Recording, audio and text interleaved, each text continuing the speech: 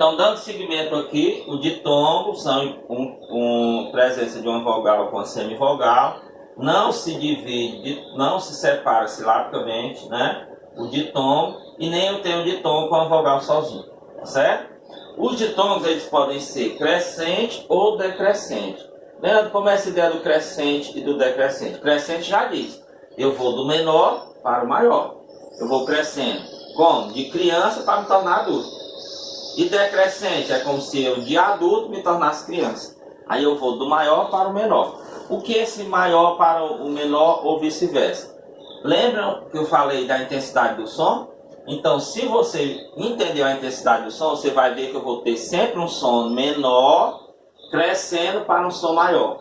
Quando acontecer essas duas vogais, que é vogal e semivogal, né? Eu vou ter um som crescendo, então eu vou ter o quê? Um ditongo crescente.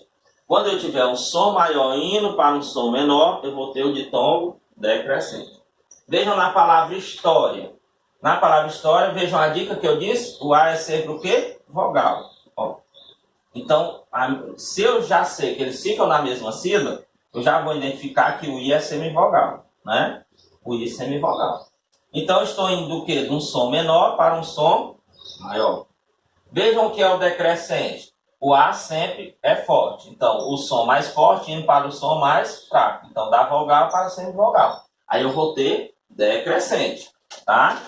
Ok? Então, a princípio, é entender o que é o ditongo, que é a vogal com a semivogal, ou a semivogal com a vogal, e a ideia deles de crescente e decrescente, né?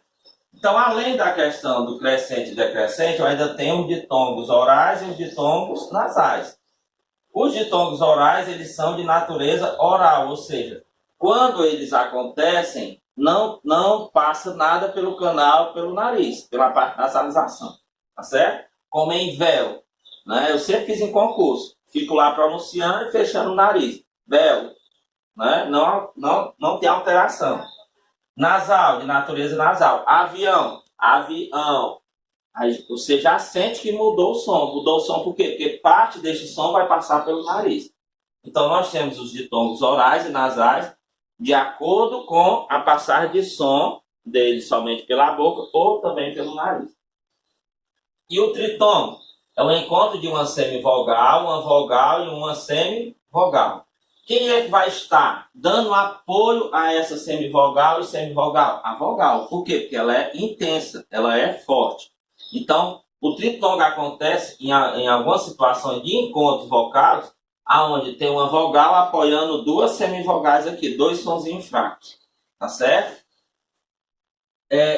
Nunca eu poderei fazer uma divisão, separar em sílabas diferentes, né? Um tritongo, tá certo? E ele contém uma só vogal. Por quê? Porque vai ter duas semivogais, tá certo? Então vamos lá. Quaisquer, tá aqui a vogal zona forte, o A, ó, segurando a semivogal U e a semivogal I, ó. Segurando aqui fortemente, porque o A é forte, poderoso, né?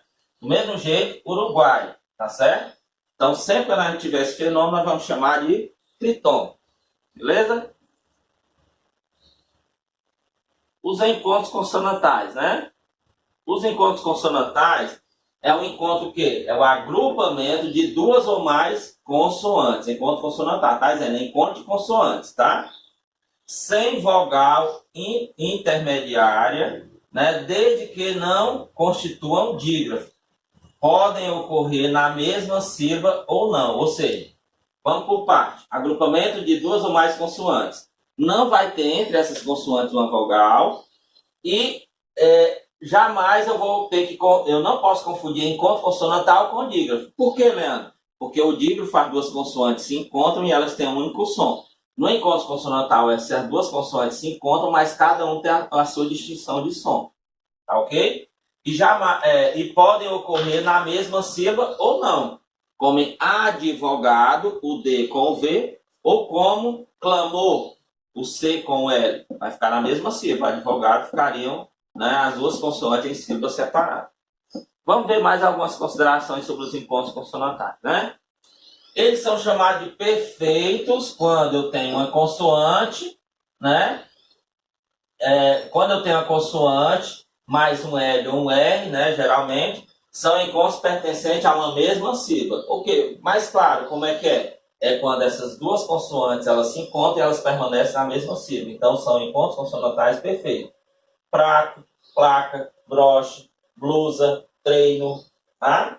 E o imperfeito são quando essas duas consoantes se encontram, mas ela pertence cada uma a uma sílaba diferente, né?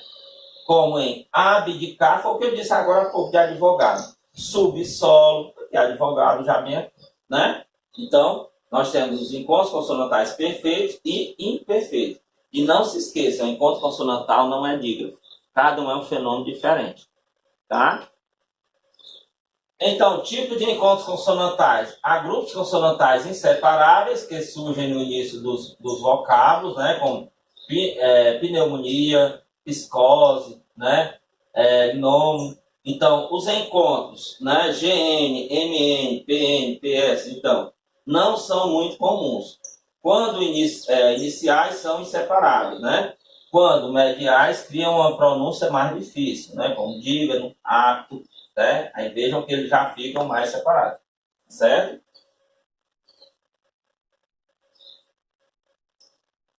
E aí, só algumas considerações finais. A ortoépica, né? Ela trata da pronúncia correta e adequada dos fonemas, das palavras de acordo com o padrão da língua, de acordo com a gramática, né?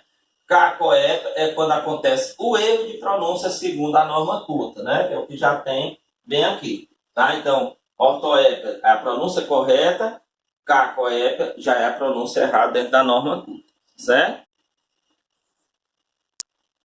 A prosódia, né? Ela trata da correta acentuação tônica das palavras, né? Um erro de prosódia é transformar uma palavra paroxítono em oxítono, ou seja, você mudar aonde está, segundo a norma culta, a tonicidade dela, tá certo? Então, nós chamamos isso de prosódia.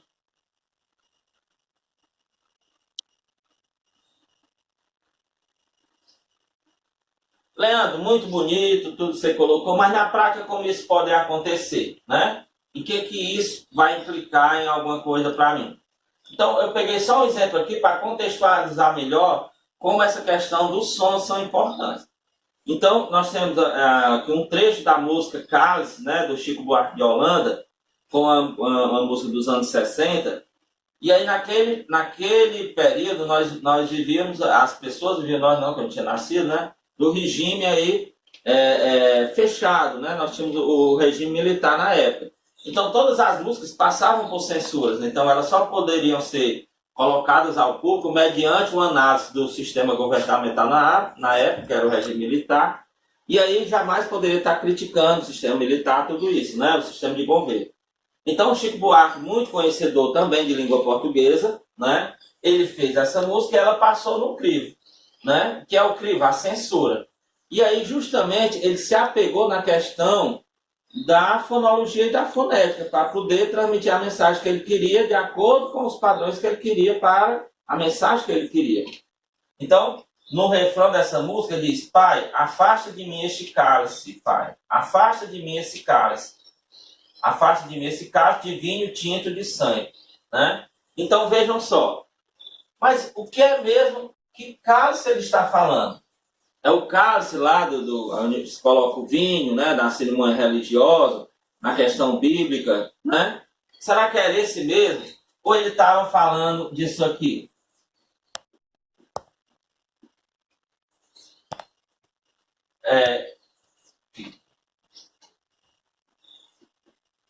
Cálice, né? O cálice é o mesmo som do cálice de colocar o vinho, né? Só que na época a censura não percebeu que ele estava criticando que as pessoas não poderiam falar.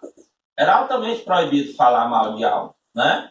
Então ele foi de algum modo falando, criticando que as pessoas não tinham ponto de vista, que as pessoas não tinham poder de opinar, poder de julgar as questões na época, né? De tratamento, de governo, tudo isso.